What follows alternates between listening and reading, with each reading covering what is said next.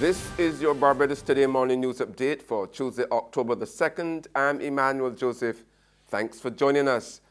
Topping the news at this hour, Barbadians have been assured not to expect the imposition of any new taxes in the foreseeable future.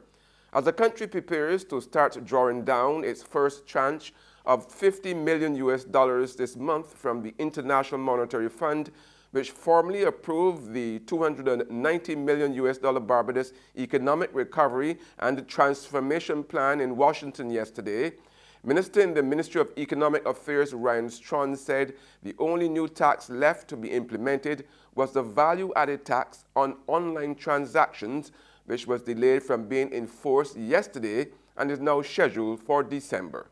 The mini budget would have set the benchmark with respect to new taxation. And so therefore it is not conceived at any time for the foreseeable future there to be any new taxes introduced.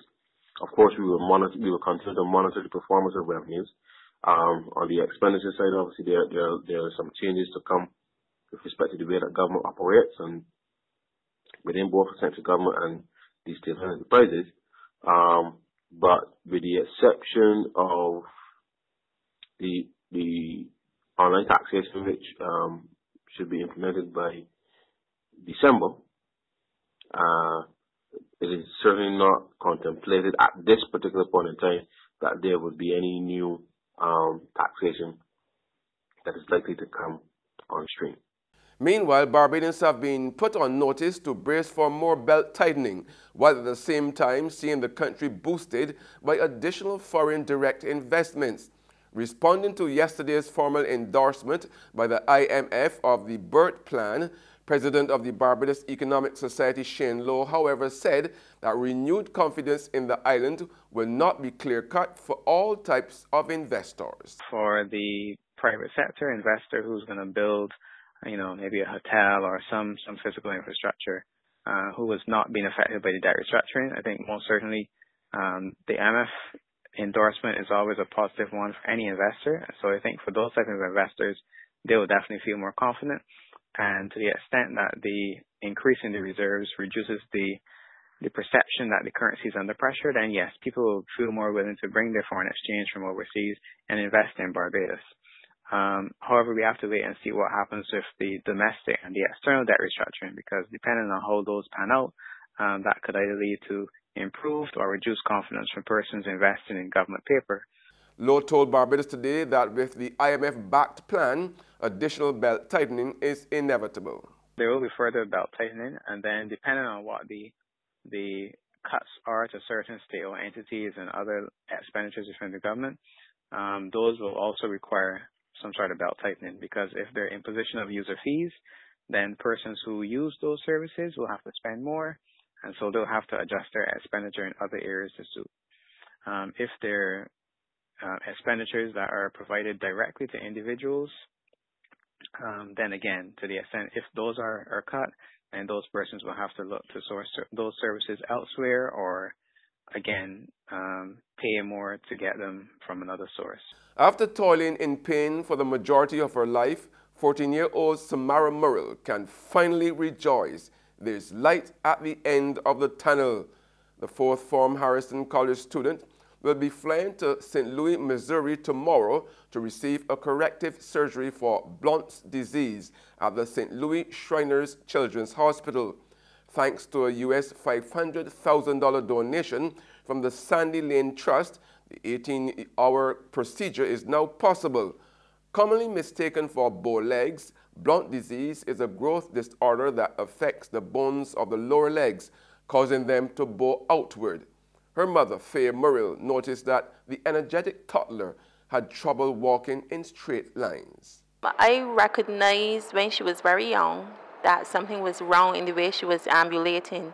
She had trouble walking straight lines. She had issues. She was walking into walls and she was falling a lot.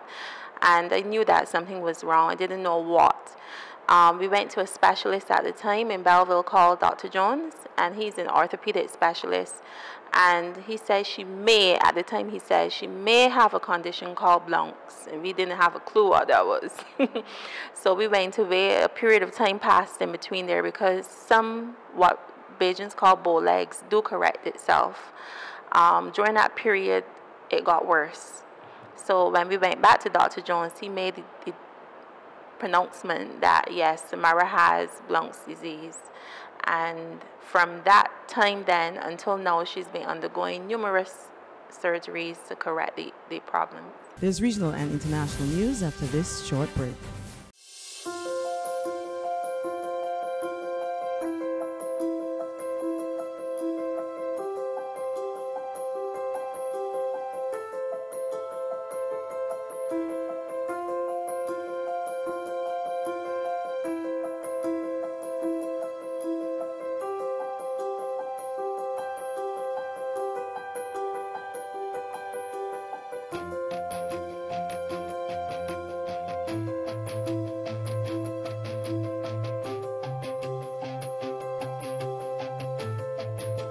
Barbados Today, news you can trust. Welcome back with news from the region now. Some 500 police officers are quitting the Jamaica Constabulary every year. And as we hear in this TVJ news report, while low pay is a pressing issue, it's not the only problem forcing officers to leave. The rank and file members of the JCF have been at the bargaining table with the government to get improved wages since 2017. But according to Security Minister Dr. Horace Chang, while the salary is not the best, it's not the only problem plaguing the JCF. So it become contentious because the only thing they can look for in the force is a paycheck. And the time they're spending there to get some time to go advance your CV. Because many of the brightest police officers, you will find they take the time out to get a degree in law, in economics, in logistics, and then they leave because you end up with corporals having 2 degrees. You have a corporal who will have a first degree and a good quality honors degree from UWI, not necessarily from one of our lesser known universities. Then they get a master's in government or public policy, and they're still a corporal, have to wait maybe 10 years to get promoted.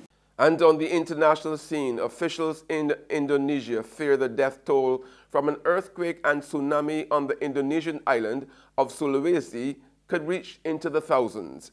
The extent of the devastation is expected to become clearer today as rescuers push into remote areas that have been out of contact for more than 3 days. Indonesia rushed to get aid and rescue gear into devastated Sulawesi Island on Monday after it was slammed by twin disasters, a 7.5 magnitude earthquake and then a fast-moving tsunami. More than 800 people have been confirmed dead. Officials fear that number may become thousands. On Monday, crowds of people flooded the small, damaged airport in Palu, mostly hoping for a ticket out. Hundreds of survivors were able to board the planes and leave. Rescuers have been trying to reach outlying areas such as Donggala that have been cut off or silenced since the event. Tens of thousands have been left homeless. Red Cross volunteers say they found the bodies of 34 children missing from a Christian study camp. And there are fears that hundreds were buried under landslides that swept over villages. There have also been moments of hope. In Palu overnight, one woman was pulled out alive from the ruins. And that's news, but for the very latest, visit our website at www.barbadostoday.bb. You can also subscribe to our e-paper, email updates, or like us on Facebook, and sign up for breaking news alerts via WhatsApp. We are also on Izumi Media in bus terminals, as well as screenplay at supermarkets and gas stations near you. Now, you can also hear us on Mix 96.9 FM. I'm Emmanuel Joseph. Have a fantastic day.